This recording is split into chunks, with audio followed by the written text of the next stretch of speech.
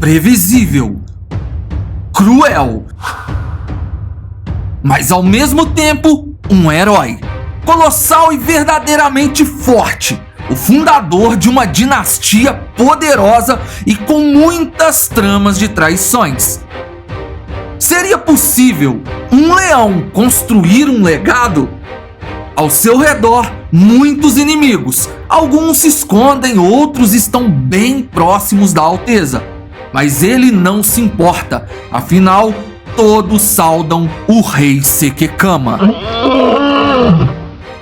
Esse é o Ordinário.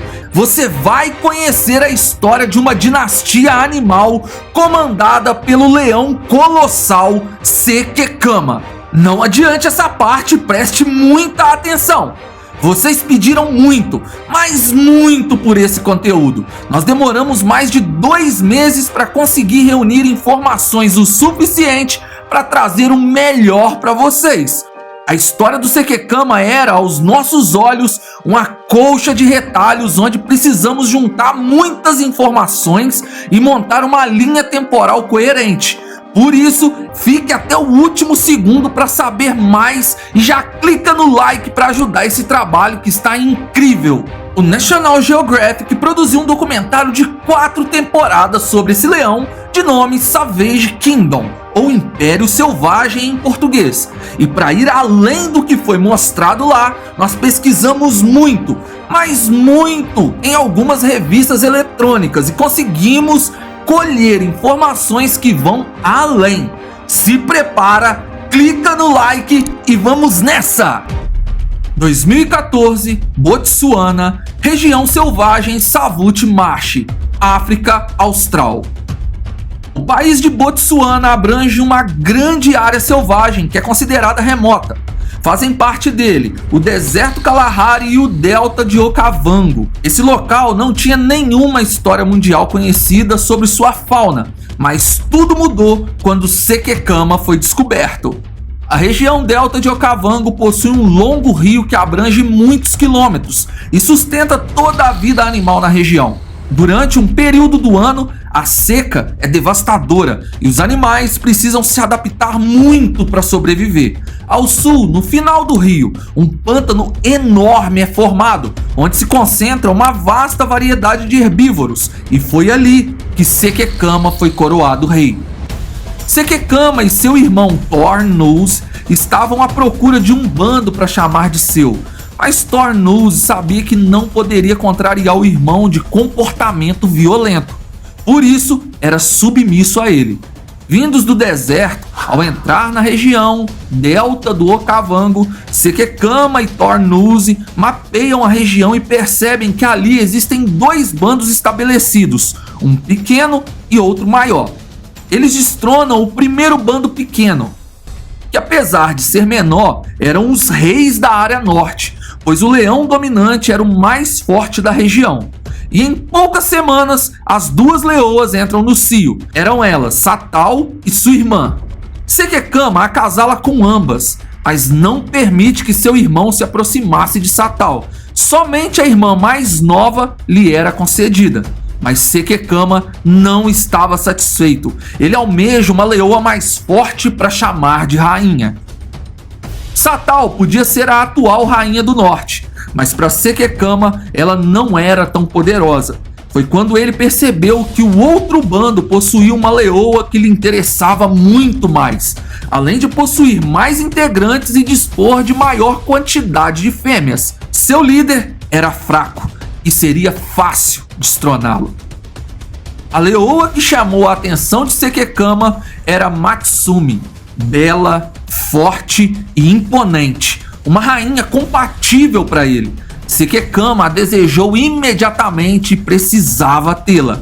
Ele fez o impensável, destronou o rei de Matsumi, eliminando os filhotes daquele bando e a nomeou sua rainha. Ao invés de juntar as leoas dos 2 bandos conquistados para somar forças, Sekekama abandonou Satal e sua irmã no norte. Sekekama, seu irmão e o novo bando desceram para o sul, na região do pântano, acreditando que tinham deixado para trás apenas 2 leoas prenhas. Mas na verdade, Sekekama criou uma inimiga furiosa, Satal. Chamado de Colossal pelos guias locais, Sekekama é um leão grande, de corpo robusto e extremamente forte. Ele e seu irmão governavam o sul, mas Thornose, irmão de Sekekama, era apenas mais um súdito, totalmente submisso ao rei, pois nesse reino as regras eram simples: obedeça, seja aniquilado pelo rei ou fuja. O bando de Sekekama era relativamente grande, com as leoas procriando e uma rainha igualmente poderosa. Matsumi era a leoa exclusiva do rei. Sekekama podia cruzar com todas as leoas. Thornose, seu irmão, também, mas com menor frequência e somente depois do rei, com a exceção de Matsumi, que só poderia ser tocada por Sekekama. A região do pântano era dominada por hienas, mas agora o local tinha um líder, e ele fazia questão que todos se curvassem à sua presença. Assim que se estabeleceram ali, as hienas tentaram mostrar que elas eram donas do local, atacando alguns filhotes que tinham acabado de nascer. Mas agora o pântano tinha um comandante de guerra, e Sekekama dizimou sozinho metade do clã de hienas, mostrando que a sua monarquia era para ser respeitada, fazendo mais inimigos, mas que ele não os considerava de seu nível. Sekekama não se importava, pois sua força era de longe superior a qualquer clã de hienas. Essa família de monarcas era muito diferenciada. Quando as leoas iam caçar, elas levavam os filhotes até um local próximo para que eles assistissem tudo e aprendessem. Quando os filhotes estavam um pouco maiores, as leoas os colocavam em meio a manadas de herbívoros para que os mais fortes e espertos sobrevivessem. Assim, a dinastia crescia com uma descendência de força bruta, cruel e habilidosa. Afinal, dizem que quanto mais difícil é a vida, mais frio você se torna. E isso era o que estava acontecendo com aqueles filhotes. Em 2016, o bando de Sekekama já possuía leões machos na puberdade. Entre eles havia os 3 príncipes, preferidos de seu pai, pois eram os primeiros filhos de Sekekama e de sua rainha Matsumi. Sekekama gostava de caçar e, diferente da maioria dos leões, acompanhava suas leoas e finalizava as presas maiores sozinho. Ele reuniu os 3 príncipes e os levou para uma caçada, ensinando-os sobre a força necessária que um rei precisa possuir. Quando voltaram, Sekekama viu que um de seus filhos machos, que estava em idade de explosão de hormônios, tentava acasalar com sua intocável rainha Matsumi. Mas esse é um direito apenas do rei. O único que poderia ter esse privilégio, mesmo assim com outra leoa, era seu irmão Thornose, mas somente depois que Sekekama estivesse satisfeito. Em Matsumi, todos que tocassem seriam finalizados. Sekekama não tolerou tamanha ousadia. Ele pulou no pescoço do jovem macho e quebrou a sua espinha, deixando um recado para os 3 príncipes. Vocês podem caçar, vocês podem ficar aqui, mas não podem acasalar ou não terei piedade. A justiça era feita pelo rei e ela era cega, não via nada, apenas se dobrava à vontade do leão dominante.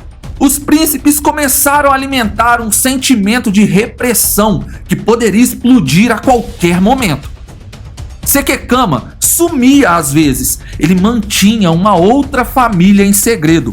O rei traía a rainha e isso fazia se sentir ainda mais como um deus. A amante era irmã da rainha Matsumi, que todos pensavam que teria fugido, mas Sekekama a manteve escondida para ter uma aventura diferente às vezes. Ela estava com filhotes e Sekekama era leal à sua descendência. Não os deixaria sozinhos à deriva. O que Sekekama não percebia era que quanto mais ele conquistava, mais inimigos ele fazia, pois quantos mais filhotes machos nascessem, maior a probabilidade da coroa sofrer um golpe de traição.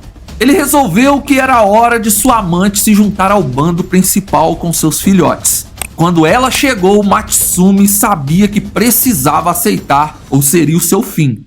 Os três príncipes se encheram de ciúmes, pois Sekekama estava passando tempo demais com os filhotes bastardos que tinham algumas semanas de vida. Os irmãos enciumados tentaram se aproximar para dar fim aos filhotes que roubavam a atenção do pai, mas Sekekama mostrou que aquela ninhada não podia ser ameaçada. Com algumas patadas eles entenderam que era melhor obedecer, porém, em seu interior, eles não aguentavam mais o rei tirano. No dia seguinte, um leão nômade se aproximou e os príncipes acabaram com ele em uma luta rápida e limpa. As lições de Sekekama estavam surtindo efeito, mas também estavam fortalecendo aqueles que poderiam vir se tornar inimigos, seus filhos preferidos, que tinham agora inalado pela primeira vez o perfume da vitória.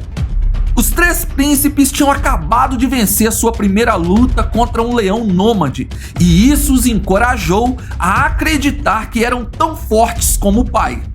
Lê do engano. O tempo mostraria que esse pensamento era uma ilusão, pois não havia outro tão forte como Sekekama. O pântano secou. Era normal naquela época do ano. Sekekama e seu bando subiram um pouco para cima na direção norte. Durante o caminho, a rainha Matsumi ficou para trás e se encontrou com um leão nômade bem mais forte do que ela. Ela precisava se submeter ou seria seu fim. Seu protetor Sekekama não estava ali, mas um verdadeiro rei não anda sem sua rainha ao lado. E ao perceber que ela não estava por perto, ele retornou à procura dela. Ao ver um outro leão tentando conquistar a sua preciosa Matsumi, a ira dominou Sekekama e ele acabou com o leão ali mesmo, resgatando sua esposa que parecia grata ao seu herói. O bando se estabeleceu um pouco acima, onde ainda havia um filete do rio, e todos os herbívoros da região disputavam a pouca água que restava. Os herbívoros precisam da água e os predadores precisam dos herbívoros, todos na mesma região, mas atentos a eventuais ataques. O ar era tenso, mas essa era a única forma de sobreviver à seca. Nas pedreiras um pouco acima, Satal e sua irmã observavam que o leão, que destronou seu rei e as abandonou, tinha retornado com um bando forte e bem estabelecido. Os filhotes das duas leoas já tinham nascido e crescido. Eram filhos de Sekekama e de seu irmão, mas Satal nutria um sentimento de vingança. Ela observava de longe e treinava seus filhotes para tentar reivindicar a coroa de toda a região norte em um futuro próximo. Satal tinha uma ideia fixa. Ela queria a cabeça de Sekekama. Os filhos de Satal e sua irmã eram jovens, sabiam caçar e não gostaram da ideia de ter suas terras invadidas pelos leões do sul. Eles tentaram se aproximar do bando de Sekekama quando o rei estava caçando com suas leoas, mas Tornuz e os três príncipes estavam presentes e colocaram os filhos de Satal para correr. Eram 9 e eles fugiram em direção à nascente do rio, deixando sua mãe vingativa com sua irmã para trás. Satal sente a dor do abandono mais uma vez. O rio seca ainda mais, fazendo com que Sekekama e seu bando tolerem a presença de Satal e sua irmã aos arredores. Afinal, toda a energia era gasta apenas para caçar. Eles precisavam poupar forças, pois a seca estava os castigando. Eram tempos realmente difíceis e, para perturbar ainda mais a cabeça de um rei, 2 leões machos nômades se aproximam do território que agora pertencia a Sekekama. Satal e sua irmã percebem os intrusos primeiro e acreditam que eles poderiam ser a sua esperança. Afinal, se os 2 nômades se interessassem por elas, talvez elas consigam destronar Sekekama e restabelecer a coroa do norte para Satal. Eles podem protegê-las e dar a elas uma descendência.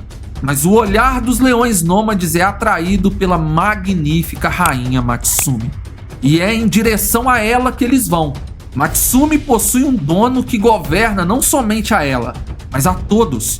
Sekekama parte para cima dos 2 machos de uma só vez e lembra a todos que ninguém é mais forte do que o rei. Ele era um verdadeiro leão colossal. Satal e sua irmã sabiam que em breve choveria, e com a água em abundância, o bando de Sekekama estaria disposto a eliminá-las. Elas fogem para próximo da nascente do rio, e no caminho encontram outro leão macho nômade. Satal sabia que estava ficando velha e essa seria sua última chance de ter a coroa sobre sua cabeça mais uma vez.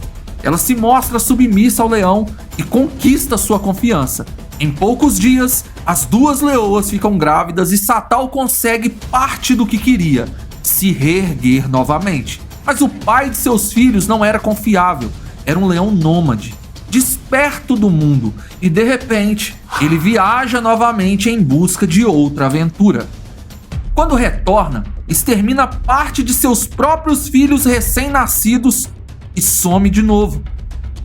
Pela terceira vez, Satal sente a dor do abandono e o sentimento de ódio por Sekekama aumenta ainda mais, pois foi ele que proporcionou seu declínio executando seu primeiro e amado rei. Satal não sabia, mas toda essa raiva e frustração que ela sentia contribuiria para desestabilizar o equilíbrio do bando de Sekekama. Ela e sua irmã se encontraram com mais duas leoas que foram isoladas por Sekekama por tentarem roubar a coroa de Matsumi, atacando a rainha.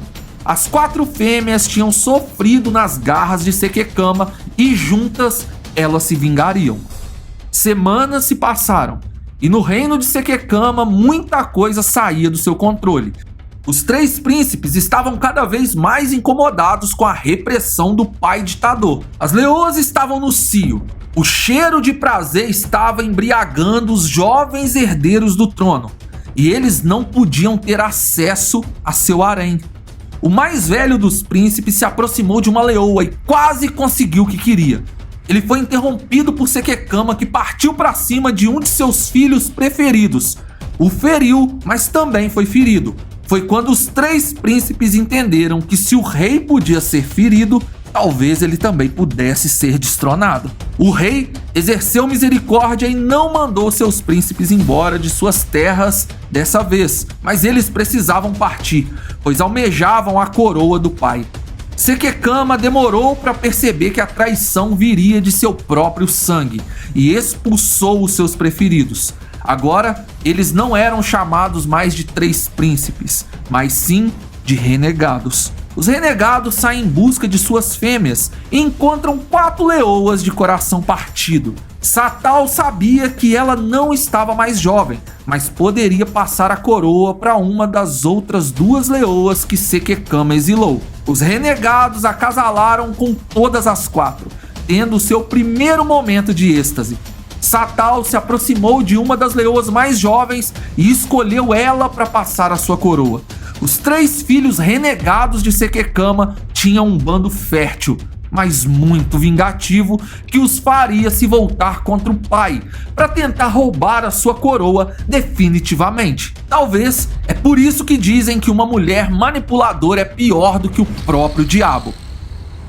Os renegados não sabiam ainda, mas depois que seus primeiros filhotes nascessem, eles seriam marionetes nas mãos das leoas que Sekekama partiu o coração. Os 3 filhos renegados estavam bem estabelecidos perto da nascente do rio. Em seu território havia caça, água e leoas com quem eles podiam acasalar sem serem reprimidos pelo pai. Tudo estava muito confortável para esses jovens leões, mas as leoas, fomentadas pela venenosa Satal, queriam que o reino de Sekekama desabasse, e os seus 3 filhos eram sua melhor aposta para que isso acontecesse.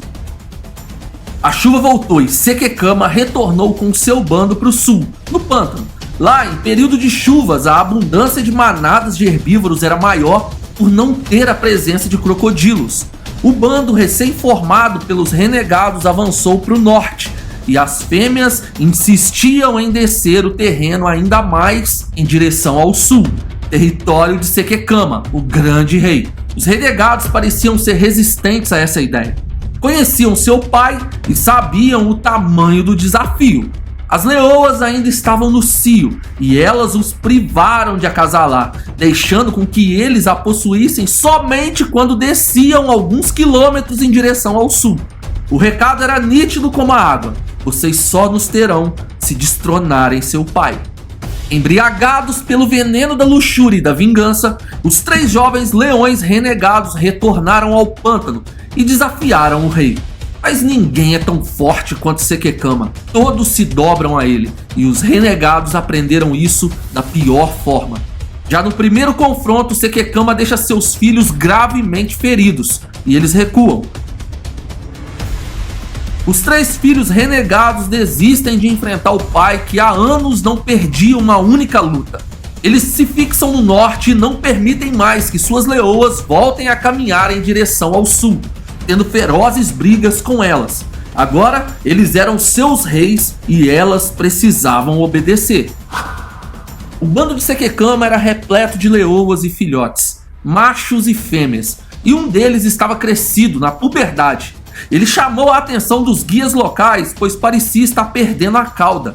Não se sabe se era algo de nascença ou se ele tinha sido ferido. Seu nome era Sekote.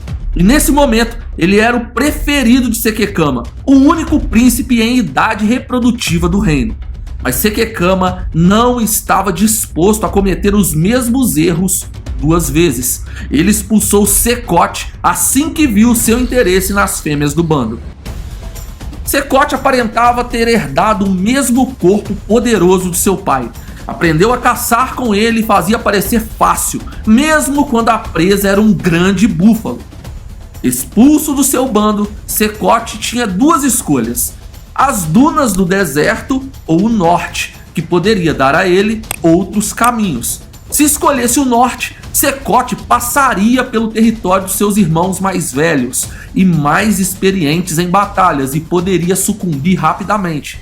Mas ele era a cópia do seu pai. Assim como o rei Sekekama, Sekote acreditava que nada, nem ninguém o venceria, mesmo diante de sua inexperiência em confrontos com outros machos dominantes. E foi essa crença que deu a ele um destino inesperado, mas também vitorioso.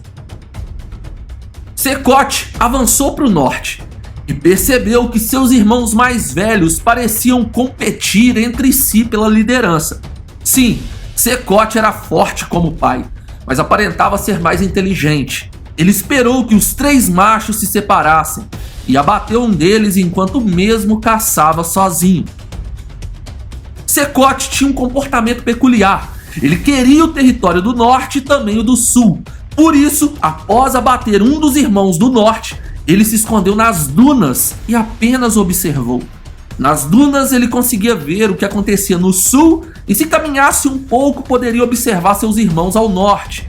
Foi quando Sekote viu seu velho tio, Thornnose, longe do bando, acasalando com uma leoa. A oportunidade para testar suas habilidades era perfeita.